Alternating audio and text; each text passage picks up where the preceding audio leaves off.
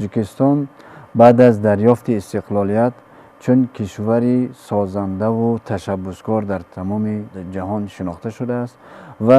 و بهتر و اون چیزی که ما باید اشاره کنیم تاجیکستان را همچون کشوری فرهنگ دوست میشناسند امروز، زیرا از گذشته قدیم ما همچون ملتی فرهنگ دوست و فرهنگ سالار بودیم و بزرگان ما هم درباره معرفت فرهنگ و معنای فرهنگ خیلی کتاب ها نوشته هستند. از رودکی سر کرده تا امروز تمام شاعرایی که ما داشتیم نویسنده. اما یک چیز را باید علاوه کرد که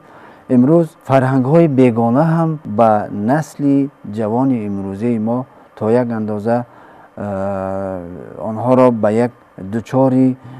برخوردها گرفتار کردند. وقتی که ما در فضای جهانی شوی قرار داریم، هر دقیقه و هر ثانیه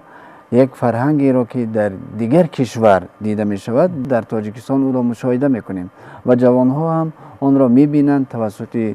وسایل اخبار، توسط تلفن، توسط اینترنت. ما باید همچون کشوری فرهنگ سالار وقتی که هستیم، ما جوانان ما وقتی که در روی فرهنگ سالاری تربیت بیابند، فکر میکنم این فرهنگ بیگانه به آنها تاثیر نخواهد رساند، زیرا اونجا راههایی هست که باید از آنها استفاده کرد و توسط استفاده همین راهها ما میتوانیم جوانان ما را خوبتر تربیت نماییم